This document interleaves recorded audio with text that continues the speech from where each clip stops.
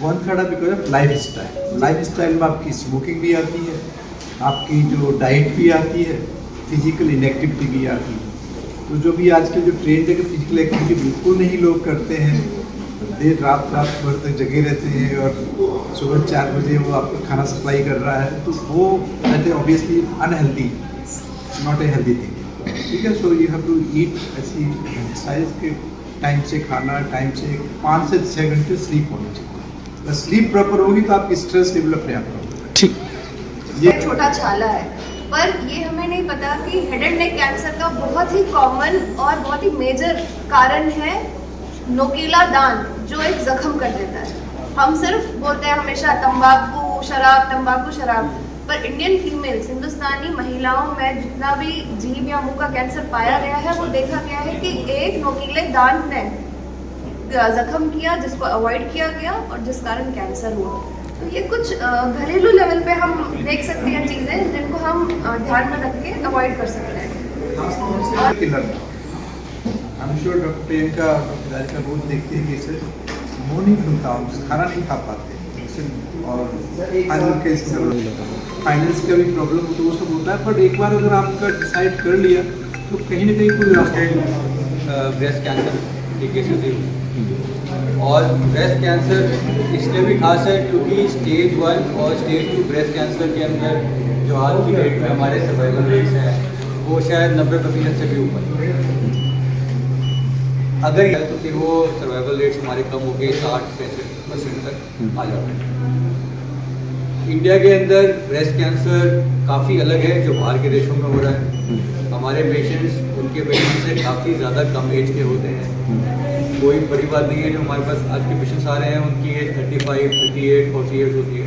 तो ये हमारे लिए भी एक अलग चैलेंज है क्योंकि इस टाइम पे मैमोग्राफी वगैरह की एडवाइस नहीं कर सकते। इसीलिए बहुत ही सिंपल प्रोसेस है जिसमें आप अपनी लंबियों का ये वाला हिस्सा यूज़ करके हल्के प्रेशर के साथ पूरे ब्रेस्ट को फील करते हैं खड़े हुए, और कोई लोड नहीं वाले नहीं होते। जैसे सर ने बताया वेट लॉस, आप फिजिशियन के पास गए, इम्प्रूव नहीं हो रहा, ग्रेजुअली आपकी कंडीशन डाउन हो रही है, कोई टेस्ट में ऐसी फाइंडिंग आती है जो इंडिकेट करती है कि कैंसर हो सकता है, तो लोग उसको इग्नोर ना करें, जल्दी से अपना सेकंड जैसे सुपर स्पेशलिटी या बिगर हॉस्पिटल में दिखाएं, डॉक्टर्स की राय लें और जल्दी से अपना टेस्ट करवा के आगे बढ़ें, वो सबसे इम्पोर्टेंट। लोग हेल्थ अवेयर नहीं है, इसलिए लोग कैंसर अवेयर नहीं है। हम अपनी हेल्थ के बारे में जानकारी नहीं रखते, हम ऐसी चीज़ें नहीं करते हैं जो हमारी बॉडी पे पॉजिटिवली इन्फ्लुएंस कर सकती है। और लॉन्ग टर्म में diabetes, stroke, heart attack, cancer, ये सारी चीज़ों के रिस्क फैक्टर्स एक जैसे। कैंसर के लिए कुछ अलग से रिस्क फैक्टर नहीं होता। तो पहली चीज़ तो ये चीज़ समझनी है कि आपको अपनी हेल्थ के ऊपर ध्यान देना है, जो कॉमन रिस्क फैक्टर्स है उनके ऊपर काम करना है। क्योंकि कैंसर का इंसिडेंस बाकी बीमारियों की वजह से कंपेरिजन में अभी भी काफ़ी कम है, इसीलिए लोग क्या करते हैं, टीबी का इलाज करते हैं। इस बात की जरूरत भी नहीं समझते कि शायद बायोप्सी करवानी जरूरी है। तो जनरल फिजिशियंस भी ना कॉमन एलिमेंट्स का इलाज पहले शुरू कर देते हैं, और इसीलिए फिर कई बार कैंसर मिस हो जाता है।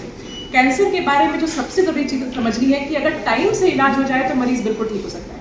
इसीलिए कैंसर की डायग्नोसिस नहीं मिस करनी है, आपको कोई समझनी चाहिए। और जनरल फिजिशियंस को भी ये बात समझनी है कि कोई भी ऐसा सिम्टम है जो आपने ओवर द काउंटर मेडिसिन दे दी और फिर भी पेशेंट्स के ट्रीटमेंट में रिलीफ नहीं हो रहा है, तो उनको हमेशा इन्वेस्टिगेट कर लेना चाहिए। बहुत ज़रूरी है। वर्ल्ड हेल्थ ऑर्गेनाइजेशन कहता है कि अगर आप आधे घंटे का ब्रिस्क वॉक, यानी हम कहते हैं मॉडरेट इंटेंसिटी वर्कआउट, अगर आप आधे घंटे भी 5 days इन अ वीक कर रहे हैं तो it will decrease your chance of cancer. That is first. खाने में आपका जो नंबर 1 फ्रेंड है वो है फाइबर। अगर आप फाइबर रिच डाइट लेते हैं, फाइबर जैसे कि सोयाबीन में फाइबर होता है, इसबगोल में फाइबर होता है, फ्रूट सैलेड जो भी हम रॉ खाना खाते हैं उसमें फाइबर होता है, आजकल मिलेट्स की बड़ी चर्चा हो रही है, मिलेट्स में फाइबर होता है, तो ऐसा फाइबर रिच डाइट जरूर लें। तीसरा एक कॉन्सेप्ट समझना जरूरी है कि किस टाइम पे आप खाना खा रहे हैं। लोग ये तो समझते हैं कि खाने में क्या खाना है, लेकिन ये नहीं समझते कि टाइमिंग भी बहुत इंपॉर्टेंट है। अगर आप अर्ली डिनर लेते हैं, यानी कि 8 बजे से पहले लेते हैं, सोने से कम 2 घंटे पहले लेते हैं, तो इससे भी आपसे कैंसर होने का रिस्क, वेजिटेबल्स बोलते हैं, इनका डेटा है कि ये कैंसर के रिस्क को कम करते हैं, तो खाने में इनकी बहुतायत होनी चाहिए। और सब इस तरह के प्रोग्राम करने का बेसिक मोटो होता है कि लोगों को कैंसर डिसीज या इस तरह की जो डिसीज हैं जो लाइफ स्टाइल मॉडिफिकेशन से भी ठीक की जा सकती हैं, उसके बारे में लोगों को अवेयर करना। और इस तरह की एक्टिविटीज़ हम लोग समाज में विभिन्न ऑर्गेनाइजेशन जैसे लॉयंस क्लब, रोटरी क्लब और इस तरह की सोशल ऑर्गेनाइजेशंस जो होती हैं उनके साथ करते रहते, और आप सब लोगों का सपोर्ट हमें हमेशा मिलता रहता है, और आशा करते हैं फ्यूचर में भी मीडिया का सपोर्ट आर्टिमिस को और कैंसर की इस बीमारी को दूर करने में हमेशा चाहिए आपका। Thank you very much. Sir, आज 4 फरवरी कैंसर अवेयरनेस दिवस की एक ही प्रमुख जिम्मेवारी होती है कि हम कैंसर के बारे में आम पब्लिक को ये बताएं कि इससे डरे नहीं। ये एक बीमारी है जिसका बहुत ही अच्छा इलाज हमारे देश में अवेलेबल है। हम आपसे सिर्फ इतना ही जानते हैं, इतना ही चाहते हैं कि अवेयर रहें, अलर्ट रहें, इसके बारे में जागरूक रहें और इसके सिम्टम्स को समझें। कोई भी ऐसा सिम्टम अगर लगता है तो ज़रूर अपने परिवार से इसके बारे में बात करें, इसको छुपाए नहीं और डॉक्टर से तुरंत मिलें। एक्चुअली मैं सबसे पहले बिना किसी सिम्टम के ही मुझे अप्रैल में पता लगा, लास्ट अप्रैल में।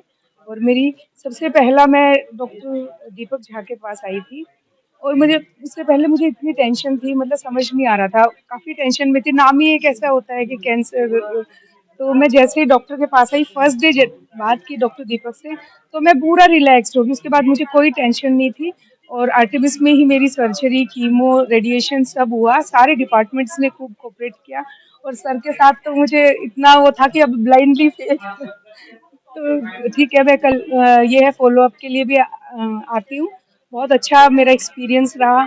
सिस्टर्स, डॉक्टर, सब हर डिपार्टमेंट ने बहुत कोऑपरेट किया, और वो एक हमारा काफ़ी हद तक ट्रीटमेंट जब सही मिला ना मुझे, तो मेरा अपने आप ही सब अपना मोटिवेशन भी हो जाता है, सब हो गया। फैमिली का सपोर्ट तो देखो बहुत ज़रूरी है, वो भी होना चाहिए।